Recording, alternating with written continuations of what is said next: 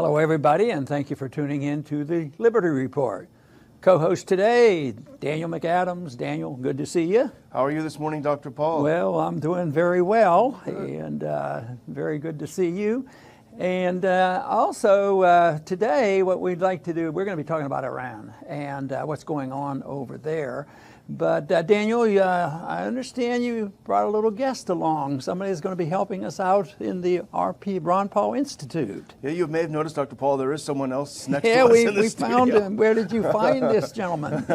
Patrick Henningsen is going to be a summer visiting fellow at the Ron Paul Institute. So he's joining us today to do the show a little bit with us. He's an expert in foreign affairs. He's currently an MA student studying international relations in the UK. But he's the founder and executive editor of the 21st Century Wire, and we're familiar with a lot of that work. Vanessa Beeley does a lot of work for them. So we're very delighted to have Patrick joining us for the summer. And Patrick, welcome to the show. Great to be with you, Daniel. Great to be with you, Dr. Paul. Patrick, good to have you with us, and we'll get started and talk, because there's a lot of things we can talk about Iran. And this subject's been around for a long time, because I remember very clearly what was going on in 1953. I don't think you young guys remember that so much, but you know, that was right after Eisenhower got in, and there was an attempted coup in Iran. Matter of fact, there was a coup and made everything worse, and we're still suffering the consequences from that. But we're back at it again, and I'd like to just make a comment about why do you think it is that we as a country and our foreign policy leaders, we do certain things and they always fail, essentially, and sometimes they help the enemy more than they help us, and they never seem to learn. Have you noticed that the failure of foreign policy, that we don't have a very good record? This is true. This is true, especially with Iran. This is a repeating cycle that's been going on, like you said, since 1953. And there have been recently a lot of attempts to sort of instigate and promote unrest and really publicize how unstable the government in Tehran is in our media and from our politicians in the U.S. So, but whether that's the case on the ground and how much that's the case, that's also debatable. Mm-hmm. Well, Dr. Paul, you know, you probably saw in the news that the MEK, the People's Mujahideen, is a group that was on our terrorist list until recently when Hillary took them off. They had a big rally in Paris. Newt Gingrich was there. He got a little paycheck out of it. So did Giuliani, our old friend. He spoke, and they all speak for very high paychecks. But they believe that the MEK is going to be the next government of Iran, should be the next government of Iran. Here's what Giuliani said up on the stage.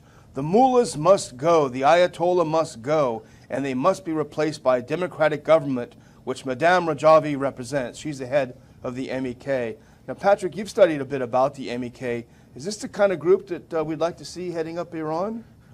Well, the first thing to understand about the MEK is that, yes, they were a terrorist list, on the terrorist list, and since 1979, by most people's estimations, are responsible for killing over 10,000 people by violent means. So this is not a nice group by any stretch of the imagination. But I think one of the other things people need to realize is that the MEK puts a lot of money into the U.S. political system, on Capitol Hill especially. And so with that money buys this kind of advocacy by senators and congressmen. And that money really started flowing after Hillary Clinton and others took them off the terrorist list in 2012. So I think it doesn't take a genius to figure out how this dynamic is working. Right, and you know, there's several factors going on here. One is that the group's trying to, change the regime in Iran. That means Israel and Saudi Arabia and the United States. They're working on it. But there's also a lot of economic factors there. You can't separate the two because they blend together. And right now there's economic factors going on. And I found it rather ironic with our president. Sometimes he's on the right track, and sometimes he's inconsistent. Sometimes we have trouble figuring out what's going to happen. But the other day, but he's been consistent on Iran. He doesn't seem to think they should be our best friends.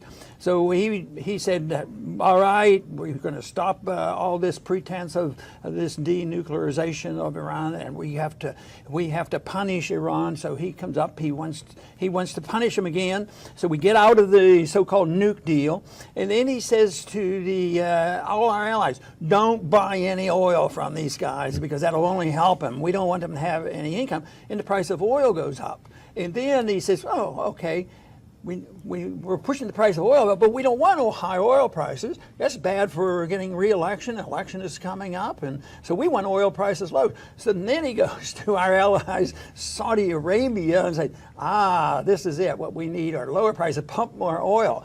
I would say that's a bit of economic mismanagement that, I don't think it's good international politics, but I think it's lousy economics as well.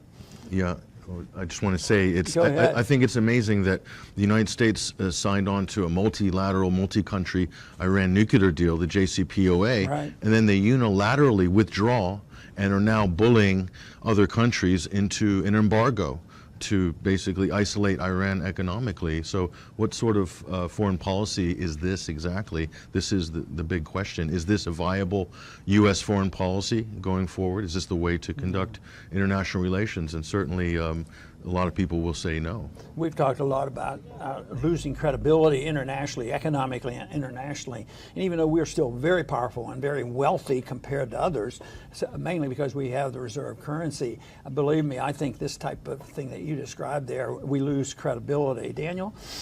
Yeah, and I mean, I think it looks like the Europeans are going to go along with this. They don't dare jeopardize their trade relationships with the U.S. over Iran, which is a lucrative market. It's been lucrative particularly for Germany, but is it worth, it looks like the U.S. is going to pull out all stops, put all the pressure it possibly can, and we've seen now that India has announced that it's going to cave. It's going to go ahead and stop buying Iranian oil. So I have to admit, I was skeptical that the U.S. could put the old gang back together again and get this international coalition to isolate Iran. But it looks like they're doing that. Whether it's really a success that benefits the American people is another question, I think.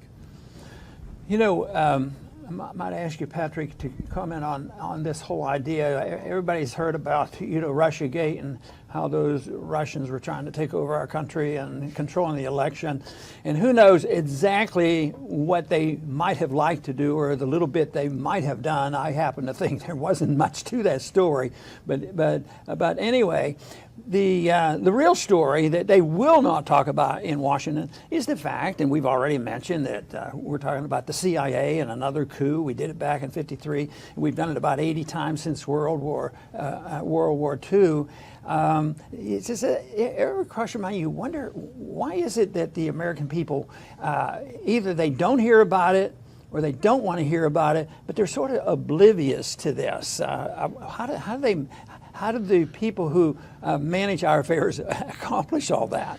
I think a lot of that, Dr. Paul, has to do with the media coverage of these issues and how the media gets into, whether they get into depth or not, what sort of questions the media ask our elected officials, our policymakers, our lawmakers. And I think more often than not, you'll find that the coverage isn't very deep and the right questions aren't being asked, hence the public are very uninformed on foreign policy issues. Mm-hmm.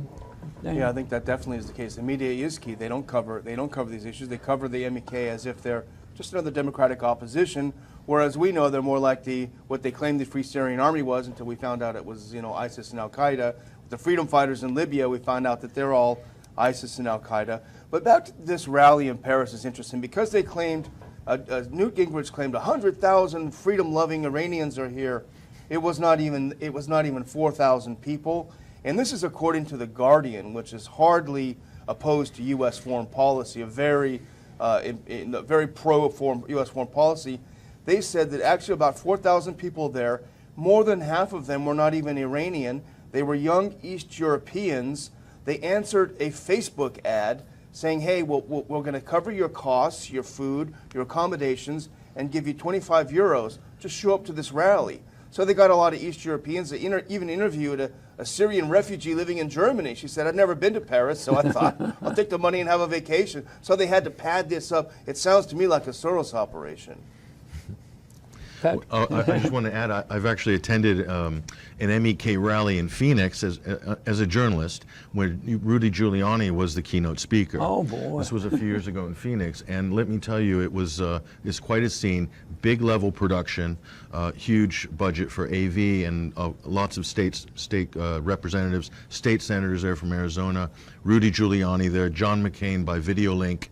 And what they try to present is the murderous, barbaric regime in Tehran needs to be overthrown, and we are the people to do it. The MEK is the ticket for regime change for the United States, and if you back us, and if you back this effort, and a lot of wealthy Iranian expats there too, and that will make that change in Tehran, and that's really the sales pitch that's given at these events. You know, every once in a while on our webpage, they'll try to demonize us who creep in to criticize us, and they'll say that I don't know why you would ever support and take the side of Iran because they're monsters and they give you all this thing. And of course, the way I look at this is I'm not taking their side of it. We try on this program to just present the facts to show that they're not always exactly as they're presented by the media.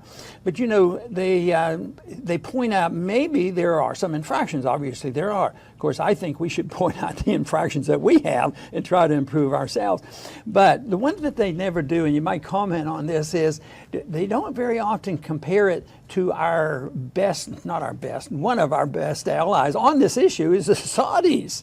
They're not very good civil libertarians, to say the least.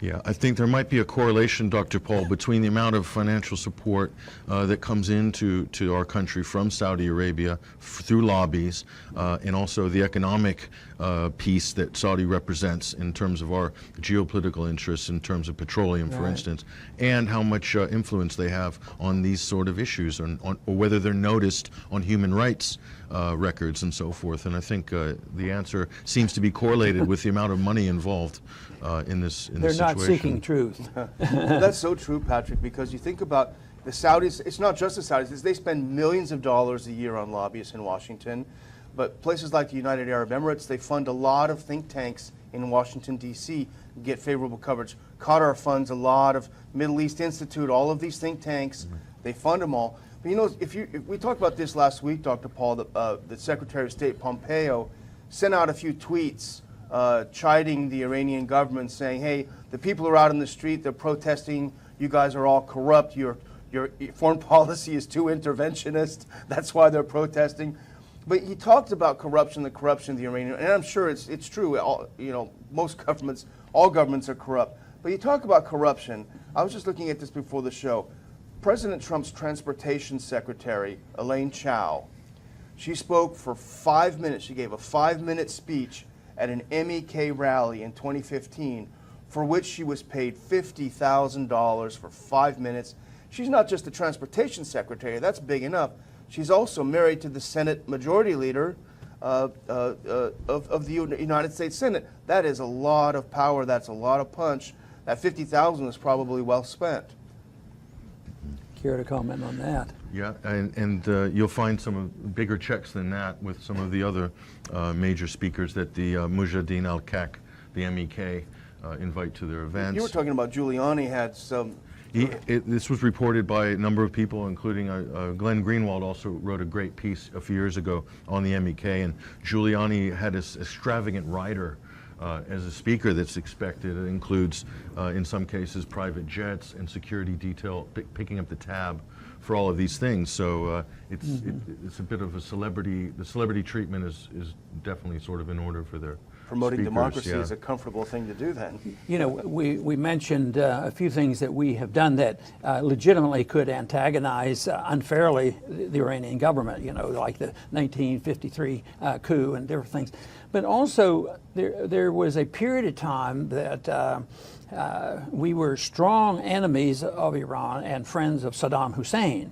You know, during that period of time when when the Iraqis were fighting Iranians, and that was in the 80s. But in 1988, in the process of this, our Navy shot down a commercial airline. 290 Iranians were killed. But you know, I bet there isn't one in 20,000 or 1 in a million Americans would have any idea about that. But well, and it wasn't a big deal. Matter of fact, the captain of that ship ended up getting special nominations for awards for being a great leader, a military leader. But that is remembered. They remember the coup. The Iranians remember the coup. And I think what most people don't realize is that when we do these things, we elicit the radicals. I mean, I don't think there would be an Ayatollah in charge if we had just stayed out of there. But that's the thing that I tried to explain that to Giuliani, but I think he was closed-minded when I was approaching him on that. I think you hit the nail on the head. There's a high degree of animosity towards the United States for past interventions like the Mohammad Mossadegh coup and like the shooting down of the Iranian Airlines passenger airliner. So the Iranians remember these things, and they play an important part of their sort of perception of the U.S. But the U.S., because these are underreported in our media, Americans have no idea why they don't like us. So this is where the disconnect arrives. I always claim Americans have short memories, and the people in the Middle East never forget. Daniel. We should probably, I guess, you need to bring it close to a it close up a little bit. I would just try to wrap up by coming back to the title. We talk about the CIA plotting an Iran coup, and we talked about this recently too. That the CIA has set up the Iran Mission Center, and their purpose is explicitly to overthrow the Iranian government, including with covert action. That was set up about a year ago, and I think it has to be related to some of the protests we're seeing in Iran. We're also seeing some of the same tactics and characteristics where you'll have peaceful protesters shooting at police, hoping to provoke a reaction. We saw this in Ukraine. We saw it elsewhere. The MEK, which we've talked about through most of the show, believe it or not, the U.S. is actually helping the MEK to relocate to Albania, which is our NATO ally, where they have set up a camp in Albania. So here's Giuliani in Paris, openly saying that the U.S. supports the MEK in this coup. He said, quote, "The protests in Iran are not happening spontaneously. They are happening because many of our people in Albania, our meaning U.S. people in Albania, the MEK, and many of our people throughout the world." So the U.S. is clearly and unabashedly behind this regime change. The people that are going to put in power are the same kinds of people that ended up in charge in Libya, and they hoped it would be in Syria and elsewhere. It's a disaster, and I do want to remind our viewers that our conference on April 18th, we will discuss this and many things. Patrick brought up the media. The media is critical in this issue. So please get your tickets. Go to the website, ronpaulinstitute.org/conference. Join us on August 18th in D.C. We need to talk about these very important issues. You know, Daniel, what bothers me a little bit about this is that it's not done as secretly as it used to be. Here's a headline: U.S. and Israel form working group to overthrow the Iran government. You know, it's out there, but still the people don't care. They're apathetic. Things are going well. They find other things to be worried about. But it's a reflection of this interventionist foreign policy. That's what we deal with. Intervention doesn't work, and the non-intervention is a better approach. Patrick, I want to thank you very much for being with us today, and I will be seeing more of you, and I'm glad to have you aboard. My pleasure. Thank you very much, Dr. Paul. Thank you, Daniel.